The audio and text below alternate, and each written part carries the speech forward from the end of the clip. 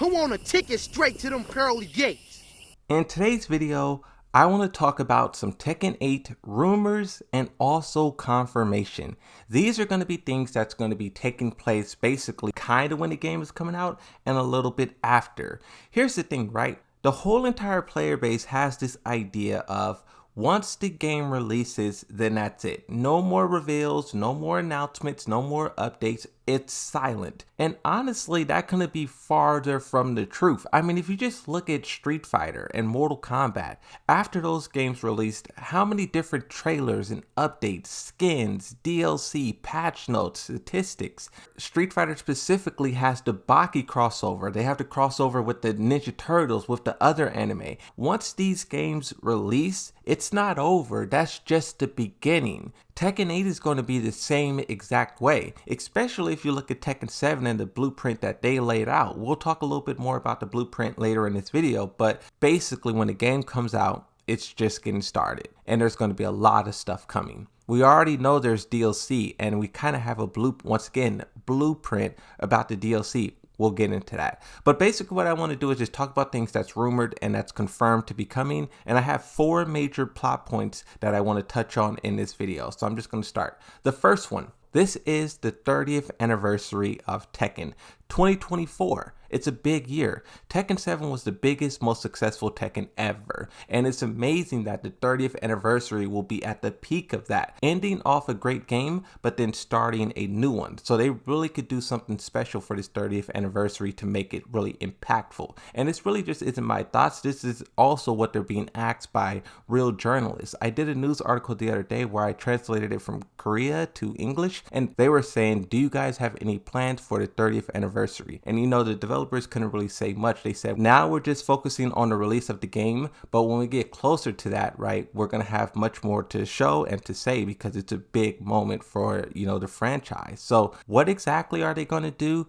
Who knows, but just expect to hear a little bit here and there, more and more, and then eventually something's going to be announced. You're going to have an announcement of an announcement kind of thing, but the 30th anniversary is big. So the next thing is a big rumor. Some people believe it, some people don't. I fall on the lines of I believe this to 100% be true, and I'll break it down. The Tekken World Tour Finals, some players, including myself, is expecting a DLC character teaser trailer to be shown. Now, for those of you who know, Tekken 8 releases 1 week after that. So there's some people who are saying, why would they tease a DLC character, show a DLC character 1 week before the game if it comes out? Who does that?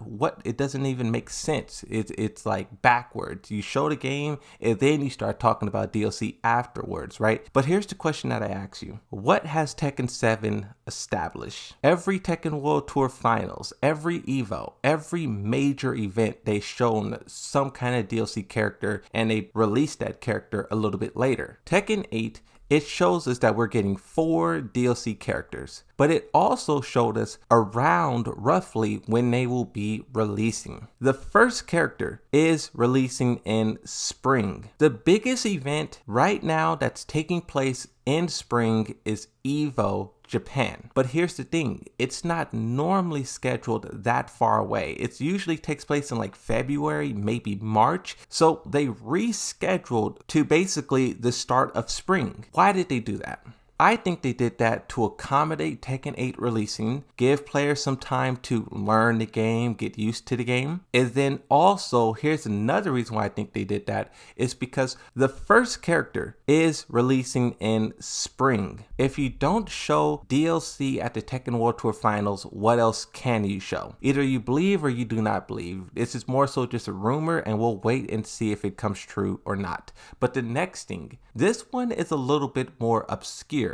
The former director / producer of DOA confirmed that they are working on Tekken 8. We first spotted their name in the credits and then a little bit later they came out and confirmed it. But they also said that what they're working on cannot be said just yet. It is something that will happen after the game releases. Now, there's a lot of people who's jumping and saying this is definitely going to be a guest character, right? A DOA guest character. If this was the current director, because, you know, it says former, right? right? If it was the current director, definitely. But since it's the former, I really don't know what this could be or what this is. Like, all we really have to go off of is seeing the person's name in the credits, and then the person said something's going to happen after the game releases. So it is something to keep an eye out for, but we don't know how big this is truly going to be. It could be a character, it could be a stage, it could be anything really, outfits, customization, skins, but this is definitely something that's going to be coming after the game releases. Once again, you talk about things being revealed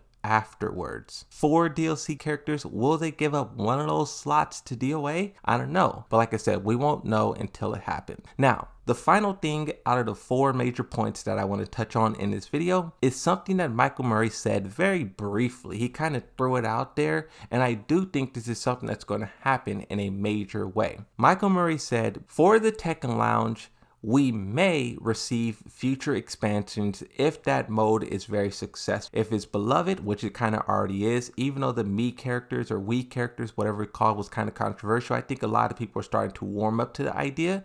But if this mode is a smash hit, they will expand upon it. Now, what I think the developers are going to do, I believe that they're going to add in Tekken bowling, because we could already see the bowling alley. I think they're going to add in bowling just to test the waters. And then if Tekken bowling is very successful, if Tekken beach is super successful, and then maybe in season 3, season 4, or season 2, maybe they'll add more to it. But I'm putting the safe bets that Tekken bowling is definitely coming down the road, because here's the thing, right? Here's why I'm kind of certain in saying that. The developers have to work ahead of schedule. We've seen with Street Fighter and Mortal Kombat how their whole entire DLC leaked a year in advance for Street Fighter, Mortal Kombat months in advance. So if those games are working so far in advance on their DLC, you would have to imagine that Tekken 8 is doing the same. For their 4 characters, and if those characters have stages, and if there's going to be a game mode attached to that, whatever they're working with in season 1